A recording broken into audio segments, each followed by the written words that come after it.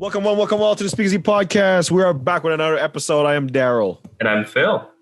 and Masara is not here yet. It's not here again this episode. Woo! But this will give us another opportunity to talk about movies, and there might be some spoilers in this episode. So we'll try and separate two parts: one spoiler free and one spoiler full. And we're talking about, of course, the Zack Snyder cut of Justice League. So this is gonna be the non-spoiler portion. Yeah. So we'll try not to say anything about it. Yeah, this is for people who are still on the fence on seeing it. So first we'll start off of first of all, what's your opinion on the film? Yeah, so first I'm going to start by saying I'm generally not too big on Snyder. He has some big issues that tend to come back in a lot of his works that kind of tend to keep me at bay. But I was very pleasantly surprised by this one. I feel like it's a refining of his style. And I think he's reached new heights with this one. Yeah. So I think this film definitely it's very much a step up to the previous BVS and I think even Man of Steel. I think. Yeah, I agree. And I think the biggest part of it is the fact that he really understood the characters in terms of where they're at in this specific timeline. Yeah, that the original film was more of a blockbuster, sort of like, oh look, we have. It's the way I would compare the original Justice League and Zack Snyder's Justice League is that the original Justice League is a lot like Avengers, the first one, where it's just a group makes sense since it's heroes. Joss Whedon. Yeah, a group of Avengers joined together and then fighting common evil, that whatever. Yeah, and then Zack Snyder's version is more Infinity War Endgame. Yeah, I think it's very much that because it's like the way that it's depicted. Okay, for those who haven't watched it or I don't know who don't know anything about it, it's 4 hours long. So it's a Lord of the Rings movie basically. Oh yeah. It's what's the longest version of Lord of the Rings? The extended cut. The extended edition. Yeah. Is it 4 hours? Yeah, it is. So this is a solid time spender. I think I like the length for this film. It doesn't feel like a boring 4 hours. It's a 4 hours that is needed to tell this story. Well, in fact, I could almost say like I wouldn't mind if there was a bit more. Yeah. But at this point, it's pretty taxing to ask for more than 4 hours. Well, the thing is, funny enough, I'm looking at Cinema Blend, and they were talking about how they had an interview with Snyder, and he said that the studio didn't want anything. It was a condition to his cut, and that he wasn't allowed to shoot anything else because I guess they didn't want to affect the timeline or affect the canon version of Justice League, which was the original version. And so he said, of course he shot anyways.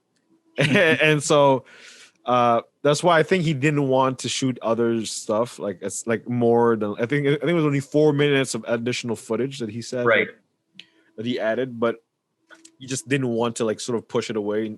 I guess maybe a fear of maybe having the whole project get shut down completely by the studio, or maybe because it could the circumstances, since I think it was shot during the pandemic as well.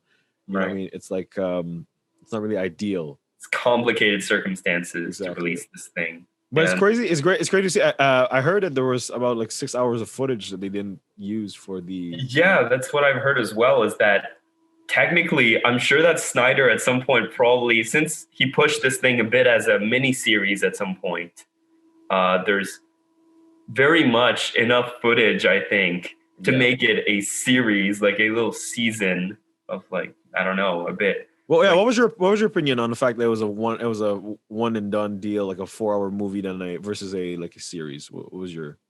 I think personally, I liked the fact that it was all in one, and that it had the audacity to be released as a 4 hour film, because I feel like that challenges the norms of what you can release Mm. Because, you know, studios would tend to be like, no, people don't want to be watching that. So, Yeah. you know, but no, I think it's a good boundary pusher. But Yeah. I think that for most people these days, it would maybe be more successful if it were like a mini series, a bit like Falcon Winter Soldier. Yeah, and also the fact that it's a very like it was limited to where it was shown. It was only like on HBO, Crave. Yeah. So and that many Yeah. people really gravitate towards it. I mean, Game of Thrones was the only thing that sort of like wanted people to, that really brought people in there.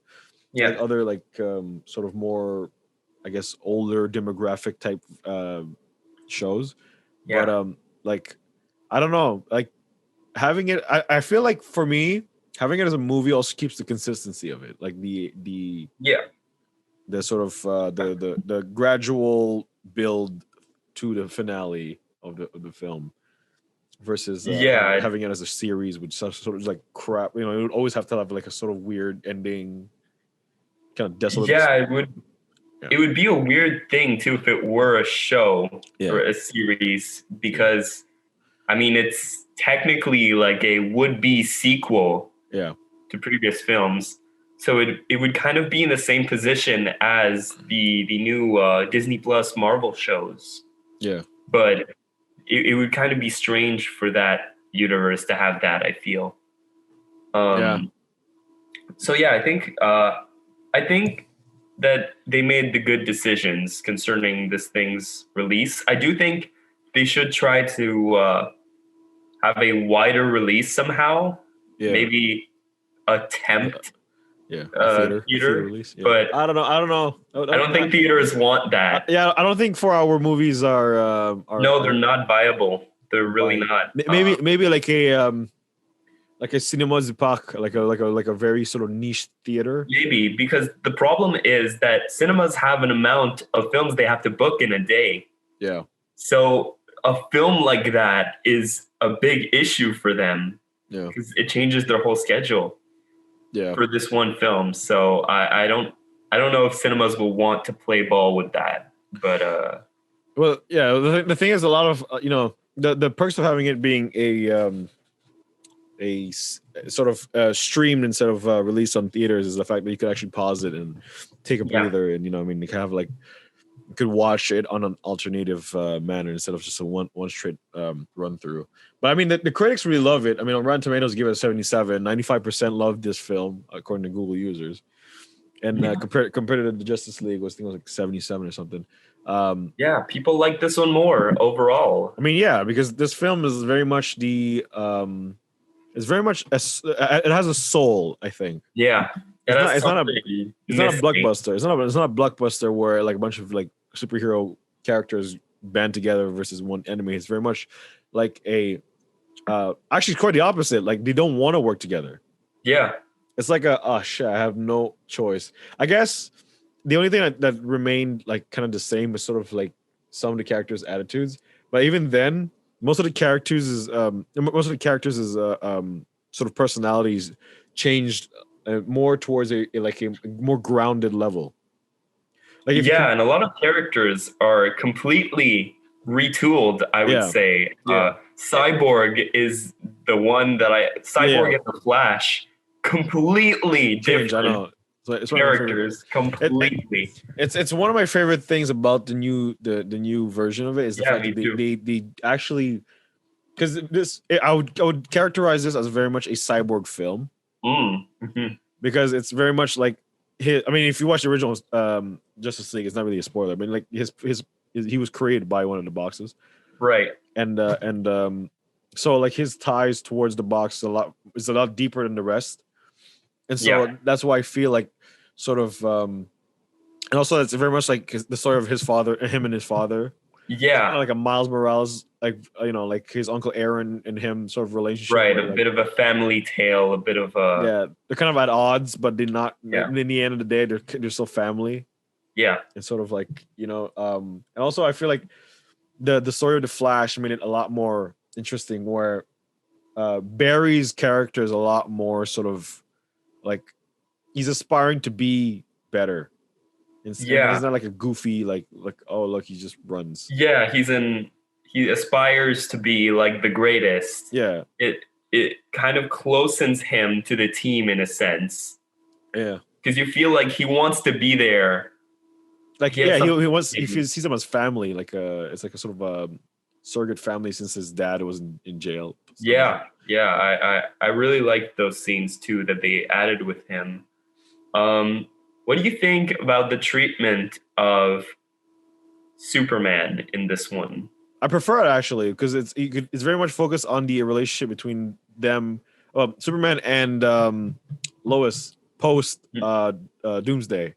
Right. So the whole movie, like versus the original one, is sort of just like the original film is very much sort of like okay, it's just bring him back alive and then He shows up. Superman will just show up and will save the day. He's back. Whereas in this case, it's very much sort of like a slow burn and like you feel the mourning that Lois Lane and like Martha Kent had. Yeah, you get to actually care about the fact that he's died before they bring him back. Exactly. Yeah, it's like the last time was like sort of like, oh, he's back. Oh, okay, he's back in the next one. Because this is Thriller. Thriller night. Basically. Oh, one thing I noticed also. So, a lot of criticisms from previous Snyder films was no humor. Everything was dead serious. It took itself maybe too seriously. Sure. That was some comments that I heard often about his work. Yeah. And then the not Snyder Justice League movie came out. Plenty of jokes, quips, very Marvel, specifically early Avengers type of jokes. Yeah. This one does have jokes, but they're different kinds. You could tell that they're Snyder's jokes. But I feel that's what I like about in this film is that because the original Justice League sort of made it just like a laughing gag the whole way through. Yeah. And so I feel like they're trying to make it a Guardians of the Galaxy meets Avengers type deal, where it's just like a bunch of people like Aquaman just joking around, like sitting on the lasso of truth and revealing his true thoughts. Right. Yeah, you have like Wonder Woman coming in like full force, like, hey, I'm here. Like, you can't do nothing anymore. It's kind of like a very like, naughty. And then you have Batman being like, oh, Superman's here. Oh, well, look what I got. I got Lois Lane in my car, bitch. It's so weird. Batman was very strange in the first Justice League theatrical cut. It doesn't make any, like it's also like it's strange. It's very much like like if it was the Joker that was in it. It was Joker's playing Batman the whole time. Speaking of, you know that there are a lot of actors returning in this. I mean, once again, it's I if I understand correctly, most of the actors had to come back for some reshoots.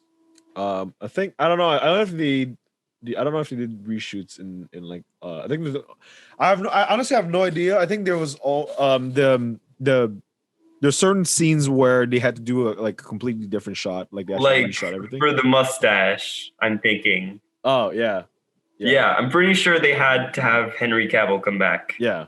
So, what do you think about that? CGI. Basically, they got another shot at correcting their mistakes from the previous one.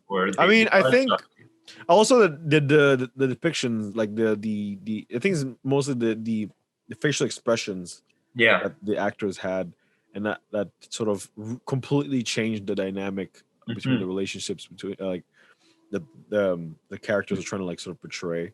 Yeah, and I feel like a lot of like so much like when you watch the film and you really compare it to the original one, you're just like, wow, it's a completely different movie. Like this one's very much more serious, more sort of like you feel the tension.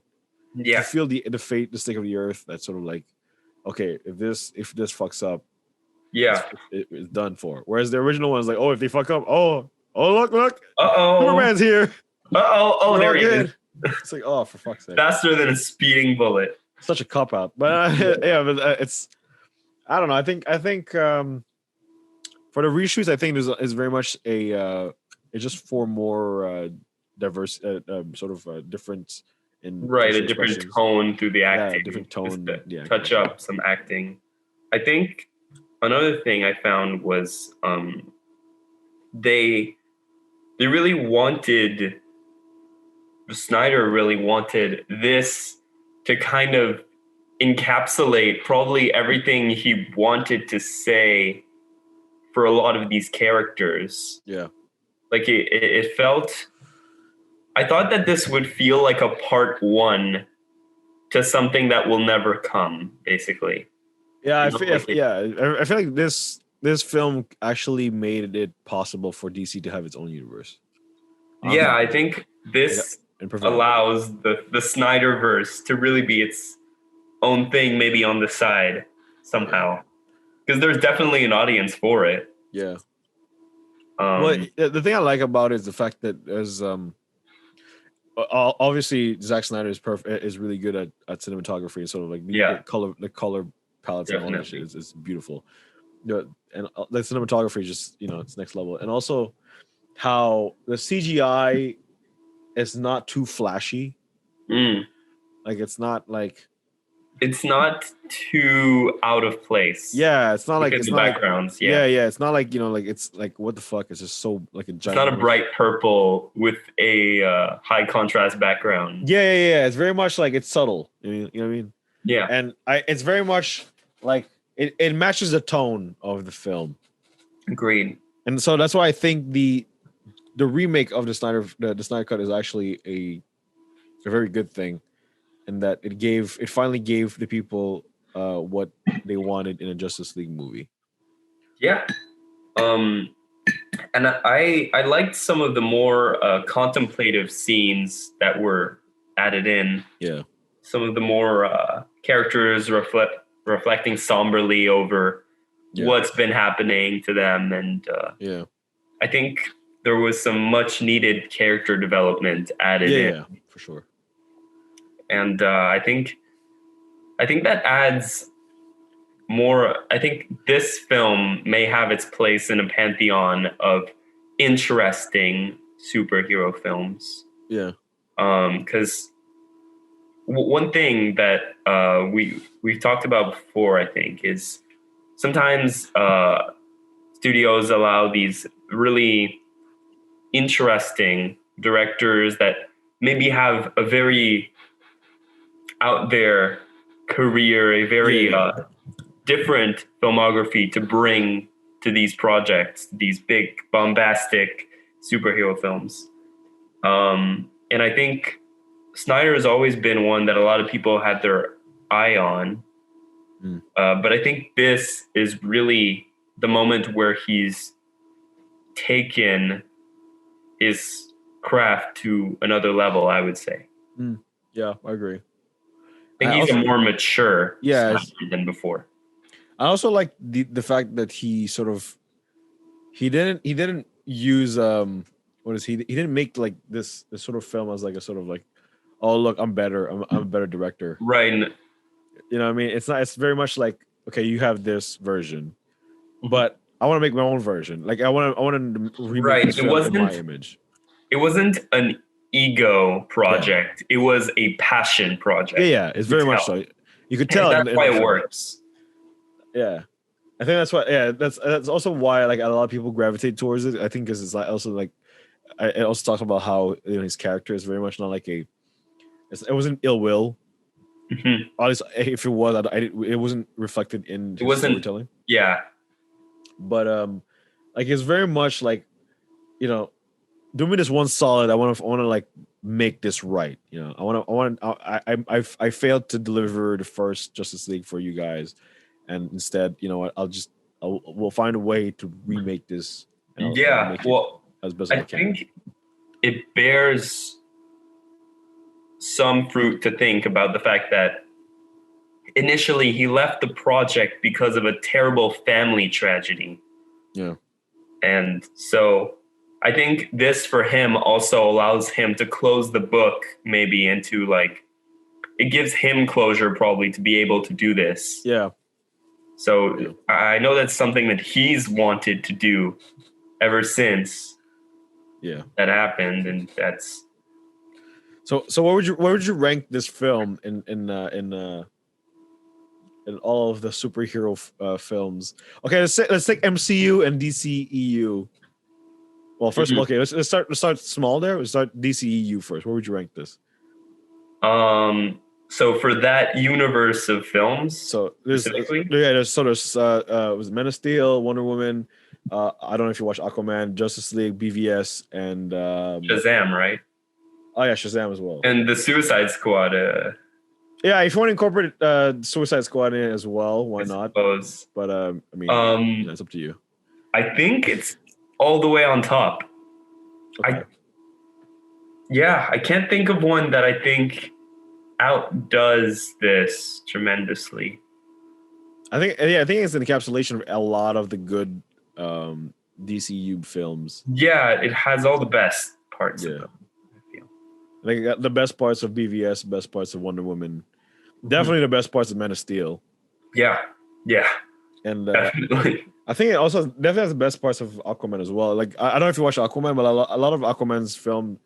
Okay, well, since it's directed by James Wan, it's very much a Fast and Furious film. So it is 3 hours long as well. So it's not something new that the DC use a long, right, slow burns. Yeah. But no, this is very much not. No, Aquaman is not a slow burn at all. It's like action film after action. It's like it's so like I don't know if you watched Fast and Furious 6. No. The one with The Rock. Well, there's everyone with The Rock. But I mean, there's one where Jason Statham is in it. And so, like, there's a fight scene between Jason Statham and The Rock. And then he does a rock bottom onto Jason Statham. And then the camera rolls with the characters. And literally, there's some shit that goes down. And then the same thing happens. And also, like, how, like, the Fast Five, there was, like, a whole, like, running on top of Rio de Janeiro. It's literally the same scene, but with Aquaman and, what was it? Was it Mira? I think it was Mira and some other guy. Huh. And I was just like, what the fuck's going on? I mean, it's James Wan. He has to have his signature touch. But funny enough, that film made has the highest grossing film, and it was a $1.4 billion. It reached the billies. It beat The Dark Knight. So you know what I mean. Wow. Let's just say the marketing is very good. Yeah. I don't know who took care of the marketing for Aquaman, but good job. But yeah, it's fucking weird, man. It's just so Aquaman. Weird. You should watch it. It's the most fun. It's actually it's quite entertaining. I'll probably check it out. Yeah. But yeah, so let's talk. Okay, this is gonna be the spoiler part of the spoilers. All right. So we'll give him. Okay, this is the spoiler part. If you don't want to hear nothing about the spoilers, dip now. All right. All right. Okay, you guys gone? Everyone good? All right. Hey, yo, but the last scene though. Hey, yo, that last scene though. Hey, he knows about Bruce Wayne. I was very ecstatic about that. That was very cool. I'm actually quite well, I'm not impressed, but happy that they changed how the Joker is. Yeah. They kind of saved the Joker. Yeah.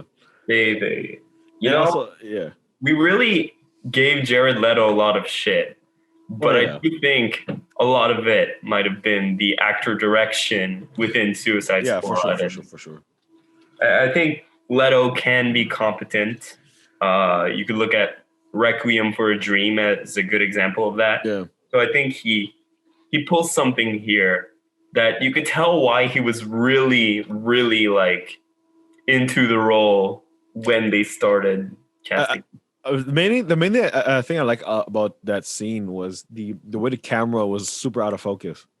Yeah, it was very much like a needed. It was so interesting because like sometimes it would be out of focus and then it would be in focus, and so sometimes it sort of like shows how a little bit crazy Joker is, but also how very calculating and sort of very like it reminds me a lot of like that book the horror story of Serious House on a Serious Earth. Yeah. So it's very much like a sort of a dark sort of Arkham Asylum-y type of deal. Yeah. And it's I also like the fact that you see the scene before that is Deathstroke scene where right, Luthor pulls up with his fucking shaved ass head, and he's like, "Hey, you want to work for me?" His name is Bruce Wayne, and then afterwards, it's sort of like they're all together. Batman, Deathstroke, even Jack Sparrow's arch nemesis is in it. Fucking Yeah. and future Flash as well, which I find quite interesting because in the end it's sort of like Batman completely like abandoned the Bat persona and just became Bruce Wayne, Yeah. military man.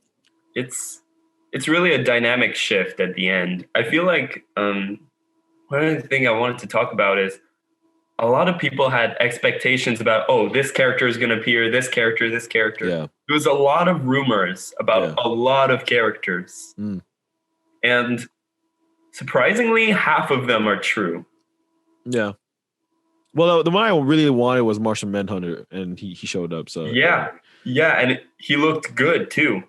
I think because he was kind of essential for the Justice League. Yeah, definitely. Like he was in every single accurate depiction of the Justice League, Martian Manhunter is in it. So yeah, exactly. He's a core member. He has to be there. Like for me, when I see Justice League without Martian Manhunter, it's kind of like, well, okay, it's not really Justice right. League. I feel like Martian Manhunter was he's like the collector of the Justice League. He's kind of like the Nick Fury. Yeah, but he's like. It's funny because he's like the Nick Fury, but he's also played by black guys. So it's kind of like typecast. It's like, we need the smart recruiter to be black. We need the assembler, the assembler to be a black dude, very very old menacing black dude. Yeah, who happens to be a Martian. Yeah, but I think they incorporated him right. Yeah, I would have loved to have seen more of him, of course, but I get that there was already a lot of characters. Well, I do appreciate the fact that he didn't join the final battle, because I really wanted his presence to be sort of like look, he is in this universe, right? But he wants to sort of test to see if this group will actually manage to like be solid, effective. Yeah. And I like how in the end when your boy Darkseid pulled up, and then I really love the fact. The thing I really loved about the Snyder Cut was the fact how they really accurately depicted Flash. How he even went back in time. How competent he can be. Like in the original one was sort of like, look, he's like Superman's fast as him, like, bruh. What? And then there's yeah, exactly. And then then this one is like, if I approach the speed of light, I could go back in time and generate a lot of electric fucking force. I'm like, let's get it. Yeah, I was thinking about that during that sequence. Before that happened, I was thinking to myself, wait, so if the Flash were capable of doing that, he would be the most dangerous threat to Darkseid. Exactly. But which had happened because technically they all died. Right, yeah. I was surprised that Superman was completely disintegrated, but yeah, he died too. Right. Yeah, that was a bit of a stretch, but at the same time, dramatic effect, I suppose. But yeah, but I think also it's because of we don't really know the Mother Box's abilities, so like right, that's true. It's an Earth destroyer, it's a planet destroyer. So I mean, or world destroyer rather. So I mean, if a little Kryptonian can't be destroyed by it, it's kind of like, oh well.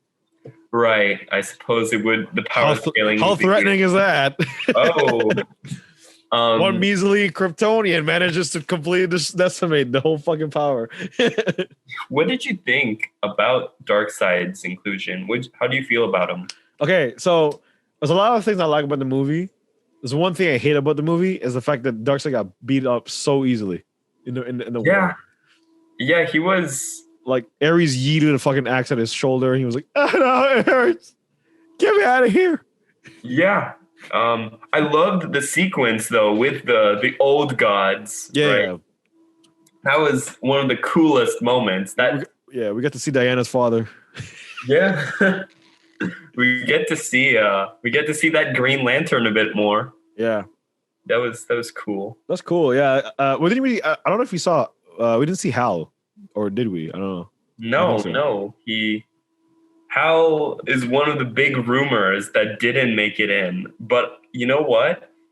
It's one of the things where I do think that they casted him. Maybe he's like in one of the fucking after credit scenes, or not even like some of the random scenes where like the Avengers are not Avengers, the Justice League is just like walking about, and you have like this one dude in the background just getting like fucking smacked in the face by a green ring. You just didn't see it. You just see a plane crash in the background, and you see green spark from it. You just see a big fucking ginormous face, and then next to it a green lantern. I really wish that we could have gotten a movie with the Green Lantern in it, but I also feel that he's a core member that they should have had in. Yeah, but I get it. But it was kind of funny though when you saw like when you saw the war scene, which I really loved because it was like it's kind of like a pseudo like Avengers type deal. It's kind of like a little too easy. I feel like Darkseid didn't really pose a threat, but the fact that what's his face, you got to see all of the leaders of each tribe, like the if you haven't seen Aquaman, well it's kind of a spoiler, but you know, spoiler within the spoiler. But like the dude who's holding the golden fucking trident there, he's the first king of Atlantis. Ooh. And so in Aquaman he gets he sort of accepts his accepts. He's kind of forced into his heritage, and so he becomes the king of Atlantis by using that sword against his half brother or something. But it's like I really like the fact that all of the tribal leaders, the leaders of the factions that exist, actually were shown. It's kind of funny how I saw Zeus. Zeus was like it looked like the 300. It kind of looked like I think that was Snyder kind of being self-referential. Yeah, it's kind of be like, oh look, I think that was on purpose. Remember this film? Yeah, remember I made this. I think also I was kind of thinking when I saw that they were completely that entire sequence was remastered. Yeah. I thought that maybe Black Adam was gonna appear. Oh, yo, I'm so happy he wasn't, because they would have cast The Rock for that shit. I would have fucking lost it. I half thought that was gonna happen. But yeah, no, I don't think he would show up in Justice League. Especially it'd be out of place for sure. But I think like in one of the Shazams, he might show up. Yeah, Shazam 2 or something. I think my favorite thing about it is the fact that Steppenwolf is actually a badass now. Yeah, from being a forgettable gray thing. Yeah, he's actually very cool now. He reminds me a lot of like Ronan from Guardians of the Galaxy, where he's kind of like he's gathering the stones and shit, and then like he's like, oh look, I have an axe. And he just fucking I posted one of the videos. He kind of reminded me of Thor. There's so many references in the end of Endgame Infinity War, and that shit is hilarious. He just goes into the Amazons, fucking yeets all of them, fucking lightning strikes all of them. That's crazy. Yeah. Oh, they definitely made the Amazons look cooler too in this. Yeah, it's just fucking funny how like someone was just badass. He's fucked everyone up, but. I feel like one of the greatest things about it is the fact that they finally got to have character development. Actually, talk about like finally the characters behind the mask, right? Like how Bruce actually feels sorry, and I like how the fact when Superman nearly killed him, it wasn't his idea. It was sort of Lois seeing Superman. And actually, she saved Batman. Right. It's like the first time that Batman didn't have a plan and actually just genuinely I like that as well. Genuinely just wanted Bruce to come back, Clark to come back because he felt like he made a big mistake. And also how like I really love the fact that Aquaman has stayed true to who he is, and that he's a man of the people, and like he didn't want to be part of the Atlanteans, and so even like after. Like during the battle, he's kind of like, okay, I'll do this because I'll save my people. But after this, I'm done. Like I'm going back to being an outcast because I can't be bothered with none of this bullshit. But like, I don't. It's a very solid film. I think it's very much a solid film. Yeah, it works. It sticks out as, like I said, a more mature Snyder film. Yeah. Overall. The one thing I found distracting though was the funny enough is Wonder Woman's fucking outfit just fucking pissed me off. It's just so out of place. Like when you watch everyone, like, yo, Superman get a new get up, get the black suit, all looking real good. You got Aquaman looking badass with the fucking armor on. You know, Yeah. Flash coming in with the fucking armor, running fast as shit with lightning. Cyborg is basically a walk-in. It's like Iron Man, but like completely like, you know, biomechanic. And you have Batman with his fucking Arkham suit. In the end, it looks so badass. Like, oh shit, we're about to get down. And then you have this fucking half naked chick coming in with a lasso, a fucking shield, and a sword. You're like, yeah, okay, Yes. fuck it. Why not? I mean, it would have been on the nose a bit if they had every character get a redesign or a new thing, you know? Yeah. But because like it was post Wonder Woman 1984, right? Yeah.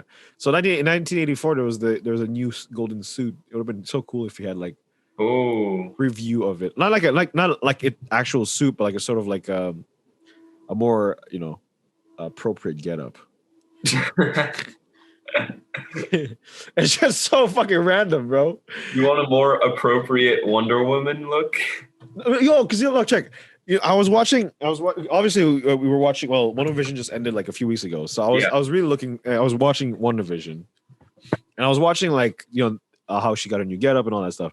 And it still looks accurate to the comics without it being too revealing and too like provocative. Provocative. That's what Kanye would say. Oh, not Kanye. Fucking Will Ferrell would say. But I just feel like this is just so like out of place. Like it's like if you walk in, you know what I mean? Like it's like Mark Ruffalo feeling so out of place and during the Avengers scene, because everyone looking real badass and him is in a fucking mocap suit with a fucking camera flicking into his face. You know what I mean? It's so like To be fair, I like the Wonder Woman look because it's iconic. Sure. You know, it's very recognizable. It's been there forever. It's one of those looks that hasn't really changed over the years. Yeah. And it's not like it is revealing, but to an extent. I think it's like it looks kind of odd in some instances. Okay. But I think it has its place in that universe because it's got that look that you're like, that is Wonder Woman, you know? I feel like in the comics or like in animated versions, it looks a lot better. But in terms of like reality, like practicality, it's weird for live action. That's for sure. You know what I mean? Like she was getting shot at and shit, and then at one point hit her back. I was like, "Yo, is she dead? Like, what happened?" Is she paralyzed? Is she paralyzed now? What's going on? Like, yo, like the girl's half fucking naked, and the dude shoots her right in the fucking chest where all the armor is. Like, what the fuck's wrong with you, man? Jeez. But it's like, what's going on? But I think it's one of the things that kind of like threw me off with the scene. the fair, yeah. It's kind of like one of the things I didn't really like because it was sort of like so off-putting. You have like a bunch of cool dudes with like armor and shit. And you have like this half-naked lady just like chilling about, which is great. You know, more power to you. It's just not. Half of the people I know who watch the films are just talking about how her fucking legs are and like whenever she'd like land on the walls and shit, she would fucking land in a certain way where her ass is out. Or like, you know what I mean? Like it's very sort of like counterintuitive in terms of what you want to represent. Right. So I mean, to be fair, Jason Momoa has a lot of scenes where he's basically just half naked. Yeah, but in the final scene, he's not fucking half naked against Steppenwolf. Yeah, fair enough. He's like, hey, look at my chest, man. I'm Khal Drogo. Look at these tats. Legit, when I was watching it, and he, you know, like in the sewer scene when he appeared, I'm like, oh, look, Khal Drogo's here. Bring Daenerys. Okay. I am representing Daenerys Stormborn House Targaryen.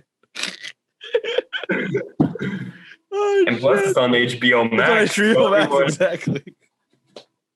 It's perfect. Yeah, it's in the same universe. It's perfect. Game of Thrones is the lore building up to the Snyderverse. Exactly. Like, what is it? The Stark family is actually the Wayne family. The Waynes.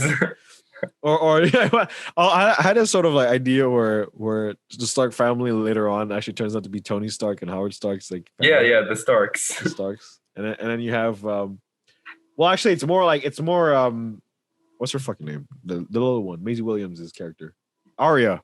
Arya goes to the west and conquers the Western world, and then Right, she becomes the Stark leader, and that's how they became rich. right, Because right. it's sort of like a fucking weird, like a passed down type shit, where it's just like okay, anyways, but Maybe Brand's like all-seeing powers is yeah, what we today interpret as Tony Stark's intelligence. yo, maybe. Oh Maybe yeah, that's the thing. he's so innovative. Yeah, maybe it's just because he has a knowledge of all history. Exactly. House Lannister is actually Loki. Loki. Oh, us Lannister is. they go. You know what? We've been exiled. We've been exiled to the fucking. He's a dwarf. He's a fucking dwarf. Let's go. Eitri. Let's go to Eitri. Yeah, he becomes Eitri. Literally becomes Eitri. They Oh moved my! to Asgard. He moves to Nidavellir and actually becomes the creator of Mjolnir.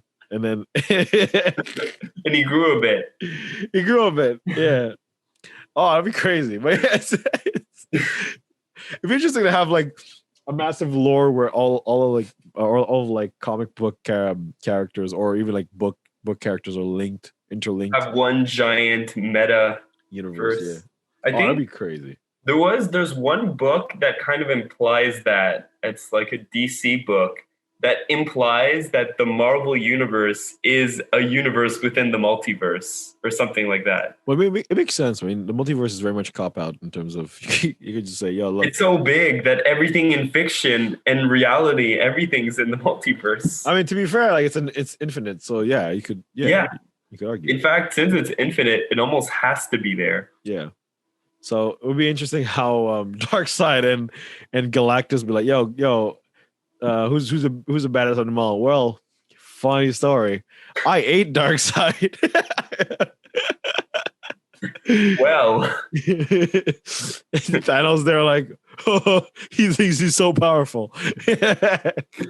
what you think about when they were talking about it being in black and white, the Snyder cut? Ooh, I feel like it would have been like a lot of very much a Sin City type thing, where like it would have been interesting if say like the beginning scenes were more black and white, and then it turns like a sort of shade of like colors and stuff, and then later on, like as like life goes in, like in the beginning, it's sort of like everyone lost faith because Superman died, and so as like the sound waves were like beaming around the world, like everything goes black and white. It would be so cool. And then after that, when sort of a beacon of hope comes in, that's when like light colors start coming in. But maybe like Superman is completely in color, but everything else isn't. I think it was the opposite in this one. In this one, it's the opposite. Yeah, he's colorless. What do you think about the new suit? What do you think of the symbolism of it? What do you think? I get that Snyder was obviously taking from the death and return of Superman, because when Superman does return in the black suit, it's in his return to life in the comics. So he was very much being faithful to that in a sense. Now, maybe my one gripe I could say is just the fact that once again, Justice League was a film right after the death of Superman. So like they have to tie in the death of Superman with the creation of the League. Yeah. Which is a bit like hard. They're two really like two different things, yeah. Yeah, different storylines that are kind of meshing together. With all things considered, they did a pretty okay job meshing them. Yeah. And being faithful to them. So yeah, I get why he went with the black suit, and it looked good. I think it really looked good when it's kind of funny how like when he walks through the ship, you obviously all the suits and stuff. Yeah. And you're like, oh look, he's gonna get the new Iron Man suit. He comes out with the fucking black suit, like he's mourning for some shit. I mean, he is mourning. He died. Yeah, he died. Wait, isn't it while you're dead that you wear the black suit? Well, sort of. While during the funeral you wear the black suit. I suppose if you were to come back after the funeral, you'd still be wearing the black suit, right? I guess. It's kind of funny though how they did it. Like they started digging. Like, would you imagine a bunch of like superheroes trying to dig Superman's corpse out of a cemetery? Like, bruh. Like, are you serious? That would like, look really fishy. Kind of like, hey, yeah, don't mind us here. We're just We're just grave robbing Superman. You forgot something, and then Flash like, yeah, you do it as I can do this in like a second, right? I was like, yeah, you should do it. Why the fuck would you want to attract more attention to yourself? It's not like one of you looks like a robot or the other one's, fucking massive. Right.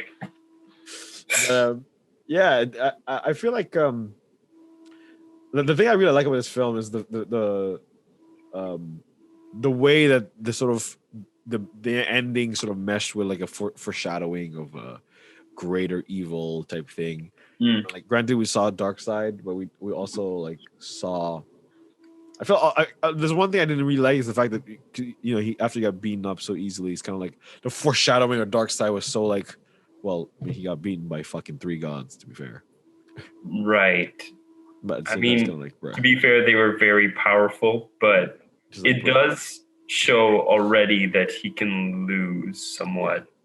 Though, what do you think of? Because they actually showed us Darkseid's Omega beams. Yeah.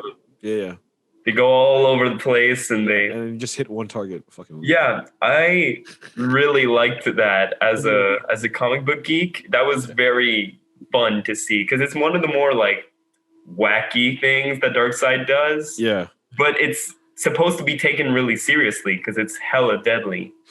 Oh yeah. What is that? What happens if it hits Superman? Does he disintegrate the same way, or is it? Yeah. So I think under most circumstances, it could down Superman. Okay. So I think he's the only one who could somewhat resist it with his heat vision. Yeah. But yeah, it goes in so many fucking directions. Yeah. Well, that's the thing. It's also that they're so fast and so random and eclectic that it's difficult to dodge them.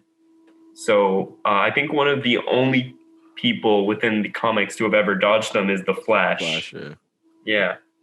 I feel like the Omega moves I really liked because it sort of showed how powerful Darkseid could be, and like you can legit like instant kill someone with his lasers. But it'd be interesting to see, like, I was kind of imagining how his Omega beams would hurt, or just simply hurt. Like it would severely damage like Superman, like a normal like laser. Right. But like, since like normal things can't really kill him, his Omega beams would be sort of like something that could be used to injure him and ultimately kill him as well, to be like fatally mortal. But it's not like an instant death like other characters. Yeah, it wouldn't instantly kill him, but it would like it would it's like a laser, Yeah, it would actually hurt him a lot. Yeah, like if someone pointed a laser at you and fucking like a high density beam cut you half, you know what I mean? Right. Yeah, there's no two ways around it. It hurts. Yeah, it'd be so cool if Darkseid sort of like had a little bit of like a sort of confrontation, like in the end of Smallville, where he's sort of like, oh, now it's my turn type thing, and then they're like, nope, close the portal, and then instead of just like the fucking group just staring at him like, yeah, we're here, what you gonna do about it? You mentioned Smallville. I'd like to quickly mention, since I somehow watched an episode or two of Lois and Clark, even though I swore off CW shows. I heard it was good. It's good. It feels very different from all the other shows that I've seen from the CW. The acting, the cinematography, the tone just feels very different from them, and in the best way. So I would very much recommend, because CW is stepping up their game because they saw that Supergirl and Batwoman are getting fucking nailed. Yeah, they saw that people didn't want that stuff anymore. Now I don't know. It's like a new height, I feel. Give it a second. I said the same thing with Arrow, and then a few seasons later, I was like, forget it. Fair enough. So looking back, this has the most potential, I would say.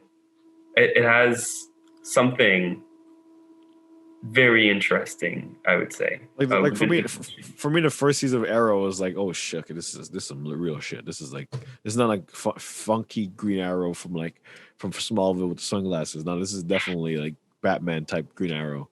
Right. And then second season, Deathstroke showed up. I was like, okay, this is getting real. And then Ra's al Ghul showed up. Oh shit, this is really real. He's up against some like mystical shit.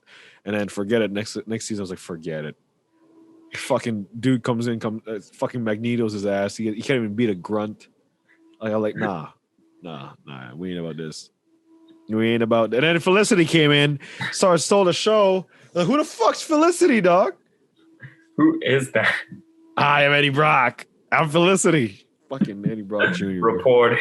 I'm a reporter. But yeah, I'll try. I'll check it out. I mean, right now I'm watching what is it? Falcon and Winter Soldier. I don't know if you watched the first episode. I did watch the first. Okay, so another spoiler alert. Yeah. Another spoiler alert. It's all spoilers today. Yeah, so if you haven't watched this now, dip now. So if you haven't watched Falcon Winter Soldier, dip. So yeah, what do you think about the series? I think it's really good. So I'm glad they didn't go with him immediately. Yeah. Taking it up. Yeah. So to speak. Same. I like the fact that, you know, when he goes to talk to the bank. Yeah, he gets denied. Yeah.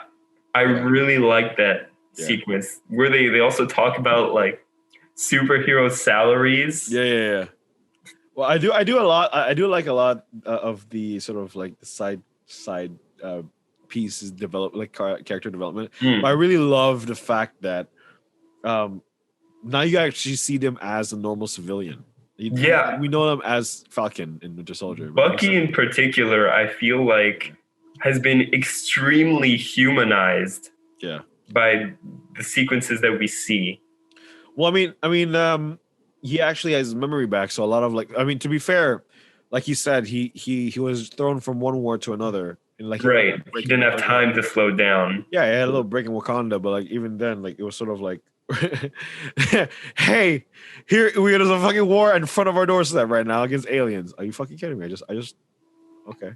Yeah, he just showed up and then he got obliterated from the face of the earth. But yeah, I really like the fact that it's sort of it's very much like an indie piece where it's sort of I really love the fact that Wilson didn't take the Cap mantle, but I think we kind of knew where that was going, and in terms of Endgame, he's sort of like kind of reluctant to take it because he didn't really see himself becoming the new symbol of he doesn't see himself as that.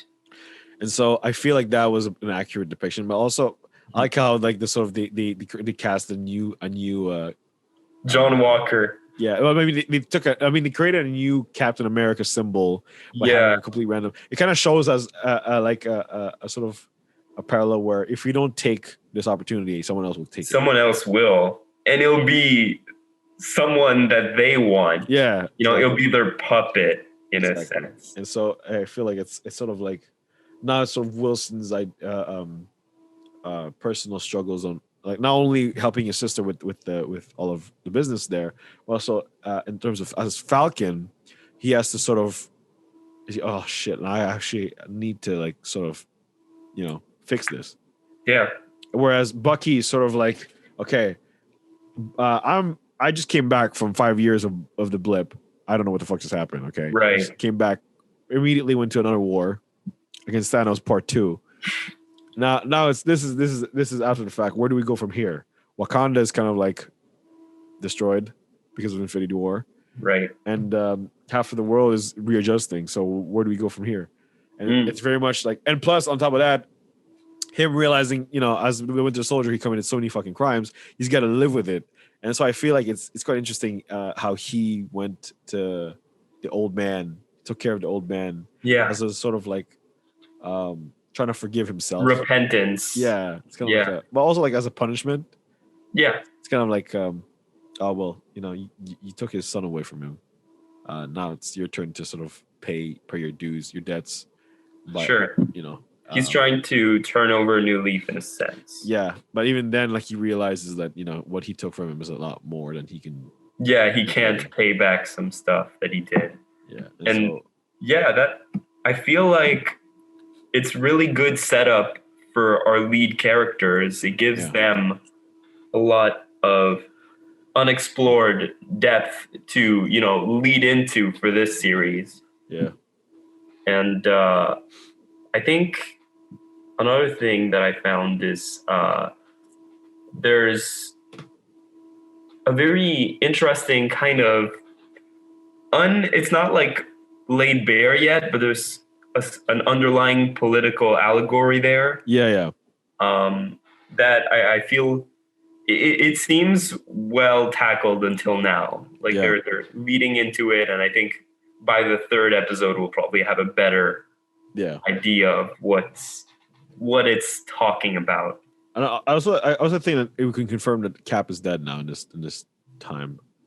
Yeah, I think. I mean, the thing that he said, both when Cap and Stark are both gone, it's kind of like it's kind of implication that he kind of died of old age or something, or maybe he's just like disappeared. One way or another, he's out of the picture. I'm just imagining him like final cut scene where like the new Captain America comes in, he goes, "My man." It's like, yo, I used to be a showboat too. I used to do that.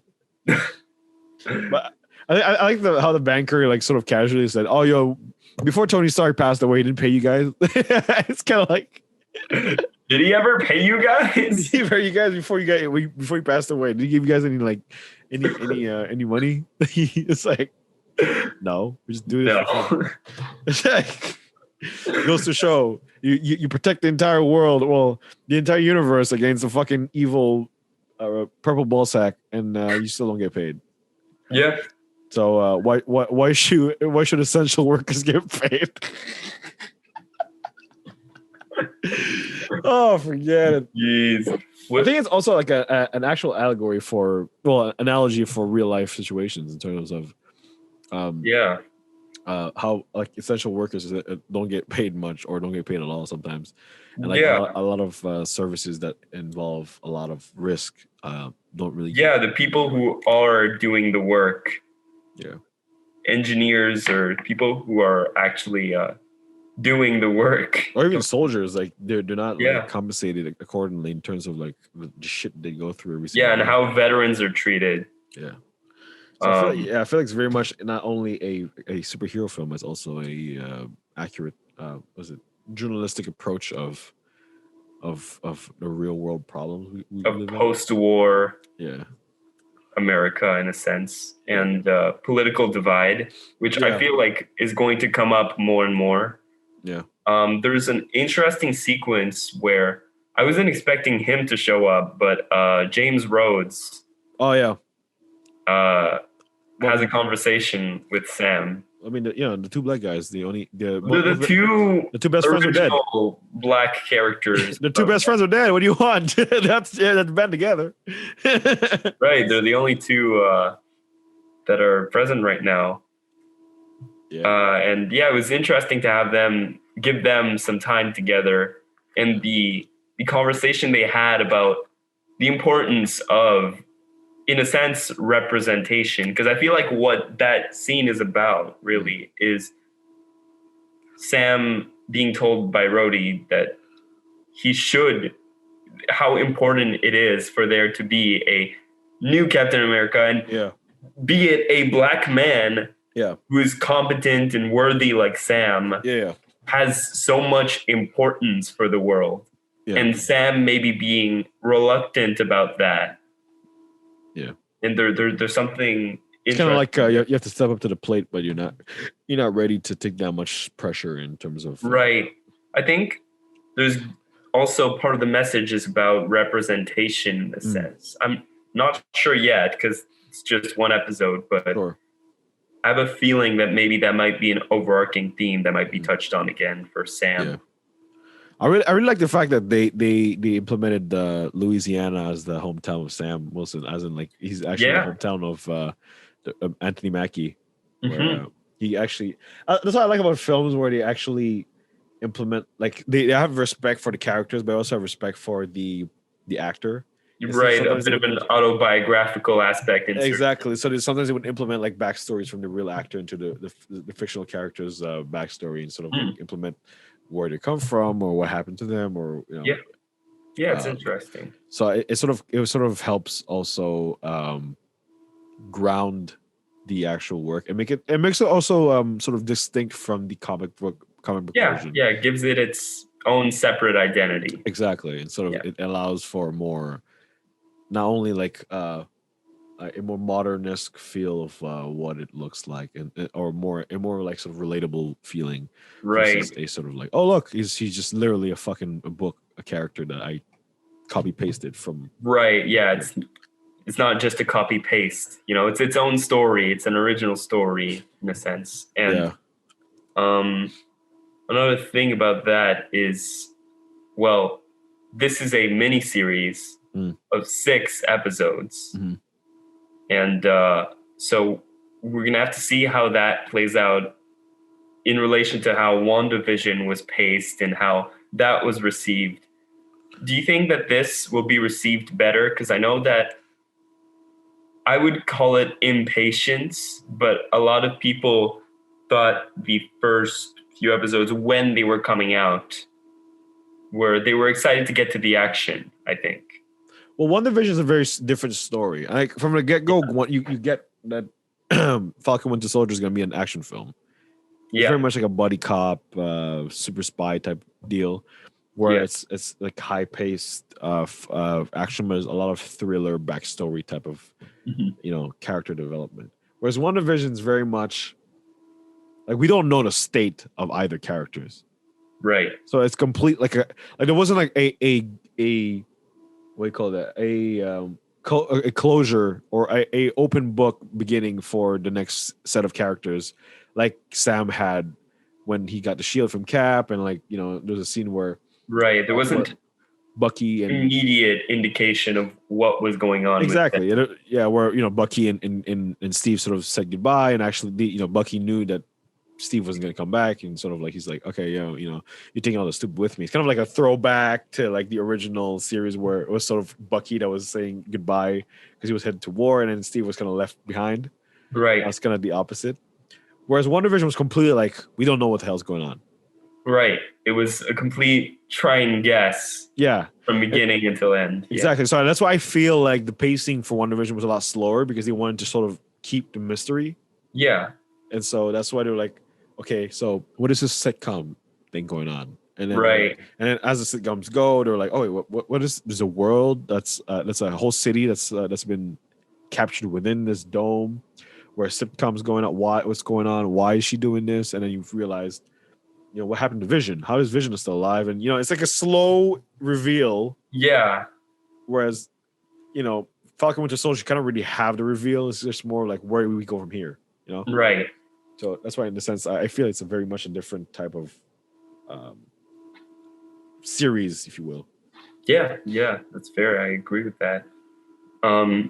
Also, I want to mention how breaking the mold these new series are, as nothing takes place in New York anymore. Thank God. When the Avengers started, everything was in New York, or at some point it was. New York's been massacred enough. Yeah, I think. Endgame and the original Avengers got fucking nuked New York, literally. Yeah, let's get past New York now. Let's go to those smaller towns. I like that. Them moving a lot of these stories to these smaller scale settings. Yeah. It allows for more personal stories. I wouldn't be surprised. Yeah, I wouldn't be surprised if Loki was in LA, to be honest. I wouldn't be surprised. Like a Lucifer type of thing. LA. Yeah. Makes sense. Yeah, it does fit. Well, It does fit. Loki walks amongst the Instagrammers. Right. He would con them. That would be quite in character. God of mischief doing some petty things for TikTokers. Fucking. Now that I would pay to see. But yeah, speaking of, Loki's coming out soon in June, I think. Yeah, so all these shows, they timed this well. In fact, there's only one misstep I think that they couldn't have predicted, which is the Snyder Cut coming out right now. Um, well, it was kind of like announced. It's just sort of when it was kind of around this year. Right. It's just around, like, I guess, in a sense, and that's not really missed up. I'd say it's more sort of like a, oh shit, okay, you're still in the race type thing. Right. That there is a race in Yeah. a sense. It's kind of like fiction. it's kind of like not, Marvel didn't slow down. It's kind of like DC was like, yeah, yo, don't forget we still alive, we're still here. Right. Now personally, I'm equally invested in Marvel and DC, so that's for me. It's not a choice. Sure. I don't think it lifestyle. should be. It's a Yeah, for some it is. Oh, for some it really is. It's for some, it's a big like distinction. You're one or you're the other. Yeah. It's divide, and I think it's too bad to miss out on one or the other. On either. So what I find interesting though is how DC started off as TV shows and then went into movies, whereas the other one, Marvel, was started off in movies and went to TV shows. And so it's kind of like an interesting dynamic where Snyder Cut was kind of like the original. Well, not really. Man of Steel was like the original sort of Iron Man, in a sense, where it was like the first film. But in terms of like the first thing in a race, well, I mean, like it's been going on. Like DC's been doing many TV show adaptations that, granted, may not have been an entire universe, but it's like there's a series. There's literally an Arrowverse that went on for ages. And let's not forget the DC animated universe, which is very, very popular, has a huge fan base. Yeah. And they had the Batman the Animated Series cartoon, which is incredible. Yeah. Very noir take on the whole thing. They had their Superman series. They had their Justice League cartoon, which is really good. Yeah. It's got an awesome Christmas episode that I really recommend people watch about Martian Manhunter understanding the meaning of Christmas by spending Christmas with the Kents. It's really wholesome. It's really great. Martian. It's kind of weird how the Martian, like it's funny how like aliens get stronger when you get on Earth because of the sun. Yeah, they should all immigrate. But it's funny because Martian Manhunter is in the same solar system. Yeah. It's like, he always had those powers. He's a Martian. I mean, like he's as powerful as Superman in terms of strength. To a degree, yeah. Yeah. It just makes no sense. Like, what the fuck? Yeah. And he can shapeshift. Yeah, he's about as strong as Superman. Oh, he has lasers too, no? I think so. I don't remember. I'm not sure. I mean, I think he's got a lot of that covered with just his mental abilities. Yeah. Like how he could just read minds, try to get into people. He can phase through stuff. He's got like the power sets of like Superman, Vision, and a lot of those combined. Sounds like a lawsuit waiting to happen. Identity theft, fucking sexual harassment. Yeah. He is a bit breaking and entering, fucking. Concerning laws, I don't know how laws would work with him existing. Assault, all that shit. Attempted robbery. Hey, done. This dude, and he's fucking green. Oh, racism is gonna hit him hard, man. Next level racism. My fucking gosh. You know what I think? In BVS, Clark Kent should have just sued Batman. For assault. For assault, yeah. What can you do now, Martha Kent? I got your house.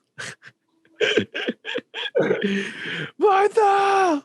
They got the house! Hey, how would you fucking hilarious if it's like a legal battle? Oh my. Well, there is this one. We have someone that we know in common that is a big Snyder fan. Sure. And who's told me that the reason why it's not Batman versus Superman, but Batman v Superman, and which is true, is that V is kind of the term used when it is a legal proceeding between two. Yeah. So the idea would be that the title actually refers to like a legal battle. Yeah. It's a lawsuit for who gets to claim Martha. Right, who gets the trademark of the name? The rights to Martha. The rights. Well, on that note, I guess we'll talk about the next episode of what's his name? Falcon Winter Soldier. Jeez, I'm fucking dead. Falcon Winter Soldier on the next episode of the podcast, and we'll probably talk about how what do we think about the next steps of like phase 4. Phase 5. I don't know what phase we were in Marvel. Phase 4. Yeah, phase 4. 4. Yeah. Yeah. What do you think the phase 4 is gonna give us in terms of films and TV shows and? Yeah. Well, already I could say that there's a big focus on magic in this. Yeah.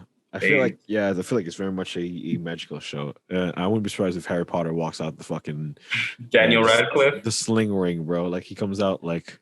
No, I wouldn't be surprised like he's like some evil wizard. Would you imagine if like one of what's his name again? The strangest enemy, who was his friend? Yeah. I think he's Mordo. Yeah, right? Mordo. One of his disciples is played by Daniel Radcliffe. It'd be hilarious, bro. I would love that. I would really like that. Yeah, he comes in with the fucking scars and shit. I'm a wizard. Don't mess with me. I'm a wizard. I mean, there are wizards. Wait, no, there's sorcerers, there are witches. I mean, right. It's been told that what's her name? Fucking Wanda. Okay. Yeah, but her evil friend. What's her name? Harkness. Agatha. That's her name. Agatha said that she was actually quite more powerful than the Sorcerer Supreme. Yeah, that's a big reveal, actually. So spoiler alert on that motherfucker. If you didn't watch Wonder Woman, forget it. Wonder Vision. Wonder Woman. Wanda Vision. Wonder Woman. Wonder Vision. Wonder Vision. Wonder Vision. Yeah, it'd be quite interesting. I can't wait to see Multiverse of Madness and yes, see what happens then because it looks lit. Yeah, exciting stuff. But yeah, so it's been a Speakeasy podcast. I am Daryl, and I'm Phil, and Miss Sarah's not here. A fucking piece of shit. But anyways, till next week. Maybe he'll appear, maybe not. Who knows? Who knows? But stay tuned for next episode, and links all be in the description. Anyways, peace. Yeah. Peace.